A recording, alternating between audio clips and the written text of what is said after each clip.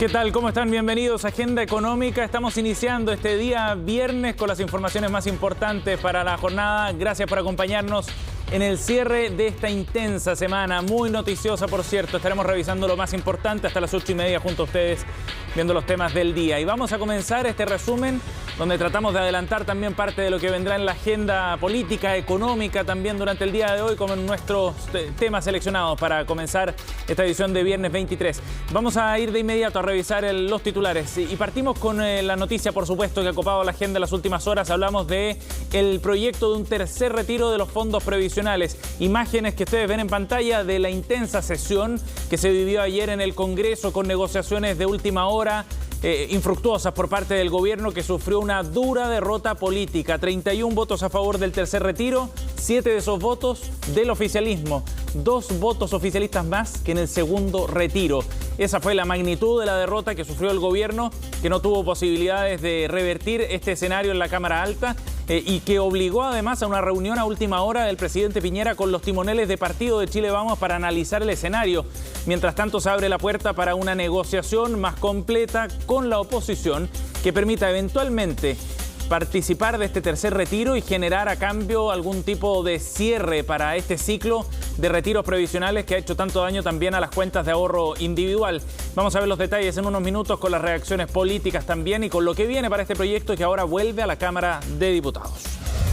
Por otro lado, estaremos hablando de desempleo, pero en el Gran Santiago en particular, porque ayer conocimos detalles de la encuesta del Centro de Microdatos de la Universidad de Chile sobre esta materia.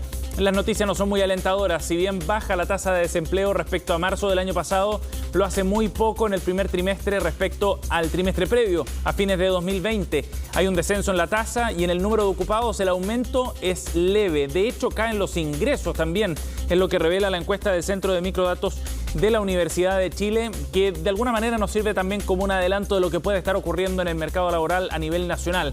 ¿Hay un freno de mano o no en la incipiente recuperación que habíamos visto a comienzos de año? Es parte de lo que estaremos viendo en palabras precisamente de los encargados de esta encuesta. Por otra parte, hay otro tema que está copando también interés en el Congreso, tiene que ver con la ley que permite el no pago de los servicios básicos y evitar así por ley el corte de esos servicios cuando los clientes están morosos. Este beneficio que surgió en el comienzo de la pandemia como un asunto relevante para los hogares chilenos, bueno, ahora está llegando ya al cierre de un ciclo porque se acaba la normativa, hay que renovarla, pero con una presión enorme para las empresas de los servicios básicos. Las deudas están subiendo a niveles astronómicos. Para las empresas eléctricas, por ejemplo, ya la deuda acumula más de 285.000 millones de pesos. Solo acá en la región metropolitana, 73.000 millones adeudados por los clientes. ¿Hay posibilidades de que realmente se pague esa deuda en el corto plazo? Es lo que se preguntan los senadores, que hablan incluso de una suerte de nuevo CAE por los niveles de deuda y por las posibilidades que tendrá las familias chilenas de ponerse al día en un plazo razonable. Ya estaremos contándoles detalles de lo que planean ahora los senadores. Por otro lado, en Estados Unidos hay dos temas que copan la atención. Joe Biden prometió un aumento de impuestos para las rentas más altas por sobre el $1 millón, que podría llegar la tasa a 43%.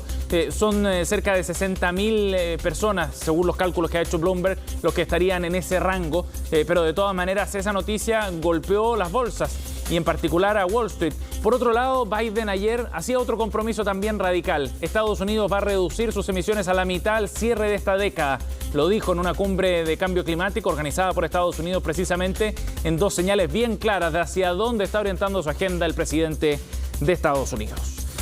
Y precisamente uno de esos temas, el de los impuestos en particular, generó ayer una caída en las bolsas en Wall Street que tuvo un fuerte retroceso de la mano de estos anuncios que ahora necesitan un aterrizaje legislativo por parte del gobierno norteamericano. Y la tendencia a la baja que se vio ayer en buena parte del mundo se repite a esta hora con caídas, por ejemplo, de 0,2% en la bolsa de Alemania o de 0,58% en la bolsa de Londres. Un poco más temprano, las noticias en Japón y en Asia, en Hong Kong en particular, fueron algo más alentadoras, con subidas leves, en todo caso menores a 1 punto porcentual. Ayer el IPSA fue una de las bolsas que más cayó en el mundo.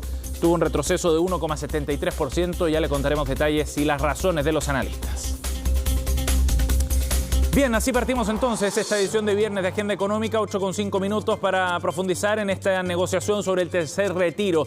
No fue una sorpresa para nadie que se aprobara ayer en el Senado. Las condiciones en las que se aprobó, eso sí, generaron algo más de debate, pero estaban los votos garantizados. Como les contábamos, 31 votos a favor, incluyendo a 7 del oficialismo, lo que significa una durísima derrota política para el gobierno que intentó infructuosamente evitar este tercer retiro de los fondos previsionales. Y eso tuvo consecuencias. Por un lado, el gobierno tratando de generar algo de cohesión dentro de una coalición política que se ve completamente fragmentada y por otra parte abriendo ciertos canales de comunicación con el bloque opositor para también tratar de cerrar de una vez por todas estos retiros previsionales y generar otro tipo de negociaciones, por ejemplo, en torno a una eventual reforma tributaria, algo contundente que reúna los distintos proyectos que están dispersos en el Congreso. Veamos la nota de Ivo Goich que nos cuenta parte de lo que ocurrió ayer. No fue suficiente la extensión del IFE, ni los bonos, ni el préstamo solidario por parte del gobierno. Tampoco lo fue el decidir llevar el proyecto al Tribunal Constitucional. Nada logra frenar el avance del tercer retiro de fondos de las AFP en el Congreso. Iniciativa que ve la luz al final del túnel y que logró un contundente respaldo en el Senado. Si bien es una buena noticia para mucha gente, a la vez representa una mala noticia para Chile, porque es la evidencia de un fracaso colectivo. Yo voy a votar en contra de este proyecto. ¿Por qué es inconstitucional? Porque le afecta a las personas, porque no es ni siquiera una política pública. Si el presidente se pone en contra de la gente, este Congreso no lo va a acompañar en su delirio. Aquí estamos para ofrecer soluciones y por eso voto a favor. Construyamos en estos momentos difíciles los acuerdos que el país necesita. Mientras esos acuerdos no se logren, yo voto en contra. El proyecto en general contó con un amplio apoyo de senadores de Chile Vamos. A los votos comprometidos se unieron otros como Chaguán y Sabat, sumando 7 apoyos oficialistas. A quienes tomamos las decisiones, a escuchar, a sentir el dolor de quienes hoy día sufren. Voy a votar a favor de este tercer retiro, presidenta. Me considero completamente en libertad de acción para votar en conciencia el proyecto, porque no hay otra alternativa para empatizar con las familias que lo están pasando muy mal. Este proyecto establece la universalidad del retiro para todos aquellos que tengan fondos. Como monto máximo se podrá retirar hasta 150 UF, es decir, cerca de 4.400.000 pesos y un mínimo de 35, equivalentes a 1 millón de pesos. Y si los fondos son menores a 35 UF, podrá retirar la totalidad, algo que dejará sin recursos a cerca de 5 millones de los cotizantes a las AFP.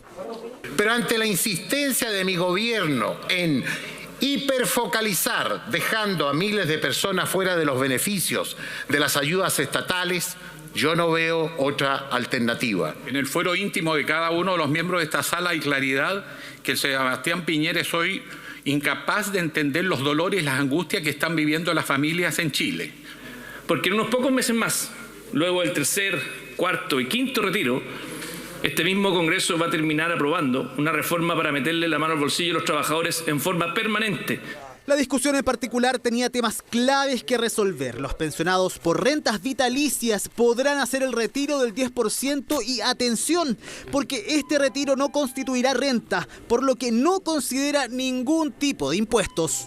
Los impuestos no son, algunos lo miran como castigo, yo considero que no son un castigo, sino que es una justa proporción de los ingresos que se obtienen. El aplicarle impuestos realmente es no entender en la situación en la que se encuentran miles de familias en nuestro país. Aprobación que complica aún más al gobierno, desde donde saben que se acaba el tiempo para reaccionar y jugar una última carta, alguna alternativa que despeje en parte un oscuro panorama. Con las elecciones a la vuelta de la esquina y un malestar social en aumento, desde la moneda lanzarían nuevas medidas para contener esta situación. Chile vive un momento difícil, donde tenemos algunas diferencias sobre qué políticas públicas nos parecen mejores para enfrentar la pandemia. Y como tenemos estas diferencias, estos espacios de diálogo para encontrar acuerdos que a veces van más allá de la discusión específica de un proyecto de ley, pueden ser el camino más apropiado. Ahora el proyecto regresará a la Cámara de Diputados para su tercer trámite, donde se analizará este viernes a partir de las 14 horas. Esto debido a los cambios que se hicieron en la Cámara Alta. Bueno, y esto tuvo consecuencias también, no solo por el hecho del tercer retiro que va a generar movimiento en el mercado financiero, sino también por el ambiente político que se ve en el Congreso. Revisemos detalles de lo que ocurrió en la Bolsa de Comercio de Santiago ayer. El IPSA tuvo una fuerte caída, de hecho fue una de las que más cayó en la jornada de ayer a nivel mundial. Ahí está el detalle, la Bolsa de Perú cayó 2,99%, lideró las bajas ayer, pero dentro de las 10 que más cayeron aparece el IPSA con 1,79% de caída. En el mercado local, impulsado, como decíamos, en parte por este tercer retiro, va a obligar a las AFP, por ejemplo, a liquidar activos y entre ellos acciones, lo que va a proyectar un precio probablemente a la baja para algunos papeles, al menos temporalmente. Y por otra parte, también el ambiente político genera incertidumbre sobre lo que pueda ocurrir más adelante, posibilidades no solo de un cuarto retiro eventualmente, como han planteado algunos, sino también de una reforma tributaria que está en la mesa también de negociación entre el gobierno y la oposición. El peso chileno, de hecho, también cayó con fuerza ayer, 1,4%, una de las monedas que más se depreció ayer, y el dólar cerró, por ende, en 705 pesos, volviendo por sobre los 700 después de haber roto esa barrera por un lapso de un par de días nada más. Así el mercado va reaccionando e interpreta también lo que está ocurriendo en materia política.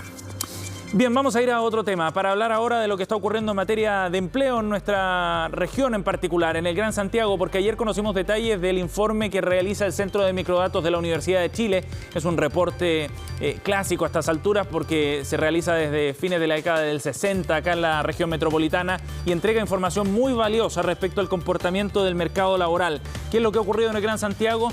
Bueno, la tasa de desocupación llegó a un 11,3%.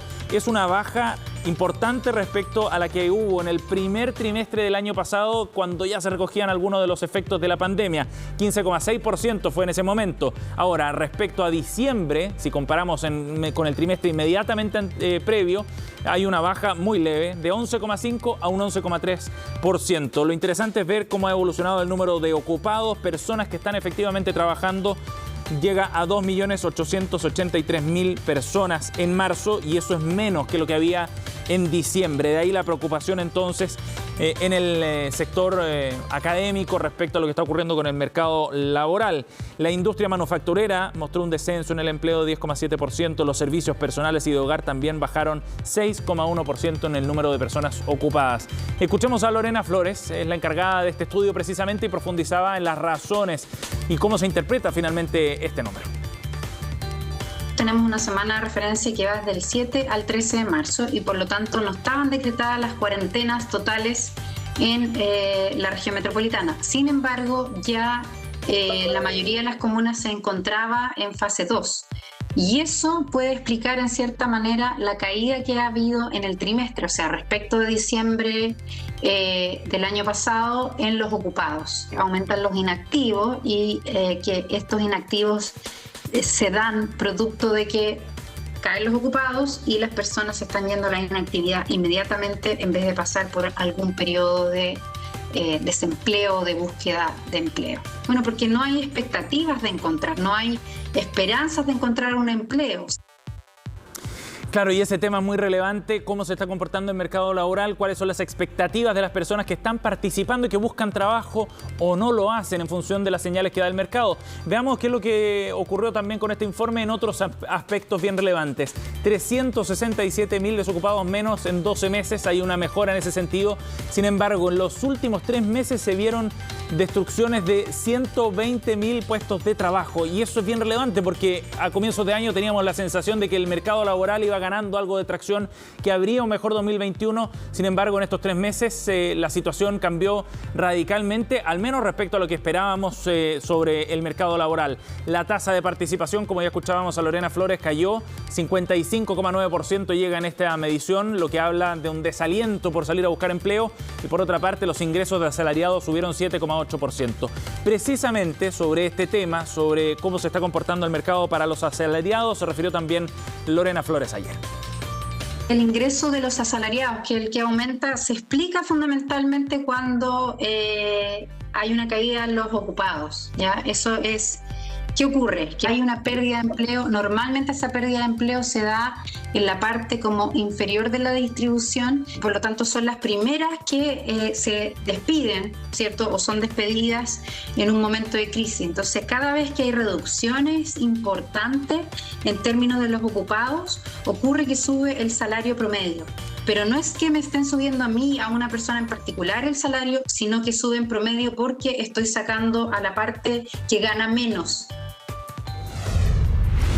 Bien, vamos a ir a otro tema. El foco de atención en el Congreso ha estado puesto en el trámite de aquellos proyectos que buscan llevar ayuda a las familias que están con problemas económicos serios, que no tienen ingresos.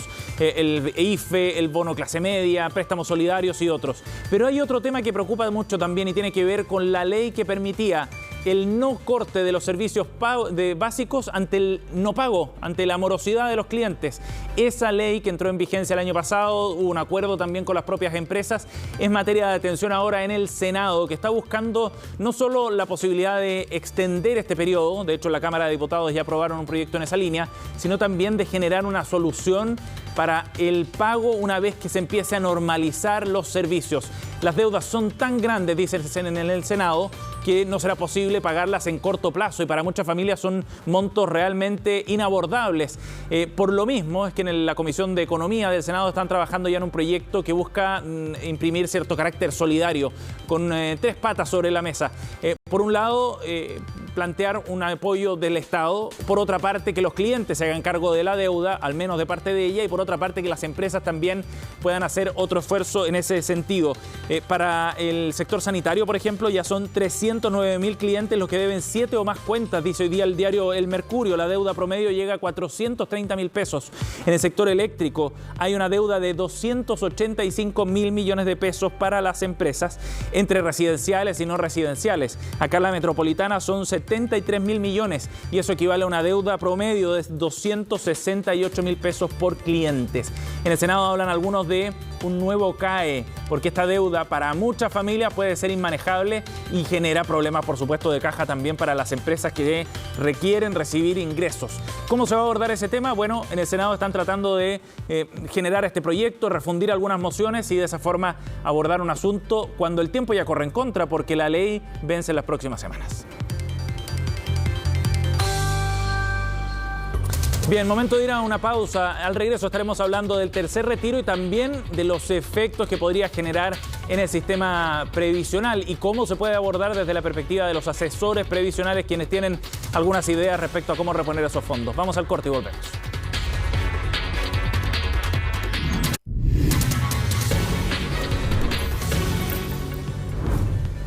Bien, con un tercer retiro que está a punto de ser aprobado en el Congreso, el Senado ya lo despachó, la Cámara tiene que visar los cambios que haya introducido la Cámara Alta. Hay un tema que ha quedado sobre la mesa pendiente, porque el efecto que va a tener esto en los fondos previsionales y en el ahorro previsional va a ser duro, lo han planteado distintos actores, la Superintendencia de Pensiones, la Asociación de AFP, también el Banco Central.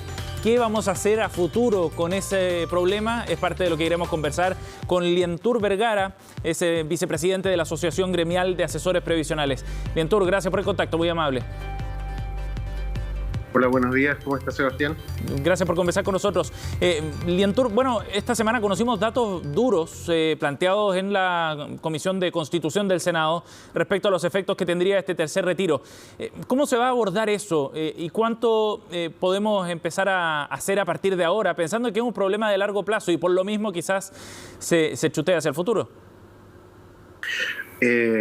Bueno, en cada una de las discusiones nosotros siempre hemos planteado que aquí existe siempre una necesidad de restituir los fondos por parte del Estado hacia los cotizantes, hacia los afiliados en AFP.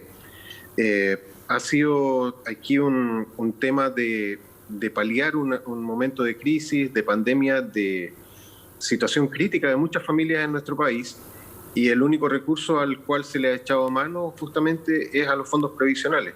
Y esto, ya sabemos, tiene un impacto negativo en el cálculo de las pensiones futuras y también en el cálculo de las pensiones actuales. Vamos a ver su real efecto en el mes de agosto, septiembre, cuando comiencen los recálculos de aquellas personas que hicieron retiro de fondos o a aquellos a quienes ya se les está haciendo recálculo. Sí, Lientour, 5 millones de personas van a quedar con saldo cero si es que se aprueba este tercer retiro. Esa es la estimación más o menos. ¿Cuáles serían los grupos más afectados dentro de los que se van a ver perjudicados por este retiro? O sea, los más perjudicados siempre van a ser las personas de mayor edad que no tienen tiempo, no tienen plazo suficiente para recuperar esos fondos. Y es ahí donde surge la necesidad, como te planteaba, de que el Estado, de alguna manera, tenga alguna instancia de devolución de esos fondos y de colocar de vuelta las platas que son propias, que son personales de cada uno de los cotizantes. ¿Y de qué forma se podría hacer eso, Lientour? Porque los montos son siderales, estamos hablando de casi 2/3, si es que se aprobara el tercer retiro del presupuesto de la Nación, o sea, no hay forma de abarcar eso en el corto plazo, por lo menos. ¿Cómo piensan ustedes se podría ir devolviendo paulatinamente esos recursos? Bueno, ahí se han planteado varias ideas, pero una de las que nosotros hemos propuesto justamente tiene que ver con la idea de generar un bono de reconocimiento por parte del Estado respecto de los valores que se retiraron de las cuentas de capitalización de cada persona. Ajá. ¿Eso significa en la práctica una devolución con una mirada de largo plazo? Paulatina. Sí, es paulatina. En la medida que las personas se acercan a su edad legal para jubilar, deberían cobrar este dinero que se deposite directamente en la cuenta de capitalización y se haga efectivo, se liquide en ese minuto y se pueda utilizar justamente para el fin para el cual fue creado, pensión. Por lo tanto, la devolución del Estado sería parcelada en el tiempo. Exacto. Lientour, ahora, ¿hay otros mecanismos que se puedan analizar? En el debate en el Congreso, por ejemplo, parlamentarios de RN habían planteado la posibilidad de aumentar la edad de jubilación como un costo a pagar en caso de realizar el retiro. ¿Hay otros mecanismos como ese u otros? Un costo a pagar más parece un castigo a las personas. Respecto de otras alternativas, por ejemplo, está planteado dentro de la ley cotizar, entre comillas, voluntariamente el 1% adicional por un año, ¿ya? Eso también sería una buena medida. En general, las personas también tenemos que tener conciencia respecto de nuestros propios fondos previsionales, saber que la plata que estamos ocupando hoy día ya no la vamos a tener a futuro y que justamente, y esto es un mensaje para los jóvenes, la plata del inicio, cuando uno recién se afilia al sistema, es la que más cotiza en el largo plazo, ¿ya? O sea, es la que más renta en el largo plazo. Por lo tanto, esa es la plata que tendrían que recuperar lo antes posible para poder tener una mejor expectativa en pensión. ¿Ya? Lientour, ahora hay un grupo que genera particular atención porque ya vemos que las pensiones de las mujeres hoy día son más bajas que la de los hombres, están castigadas por distintas razones, por el funcionamiento del mercado laboral, por la posibilidad de acceder a él o no, por los sueldos que se pagan, etcétera. Hay muchas razones para explicar malas pensiones para las mujeres, pero ahora el 49% del saldo de las mujeres se podría ir en estos retiros, en estos tres retiros, digamos, los dos que ya se concretaron y el que parece inminente. ¿Cómo abordar la situación de ese grupo en particular? Aquí necesariamente el Estado tiene que hacer algo. No es prudente dejar sobre todo a algo más de la mitad de la población chilena, ¿ya? Pues las mujeres son más que los hombres, normalmente trabajan en el tiempo un poco menos porque tienen una edad legal para jubilarse que es menor a la de los hombres. Claro.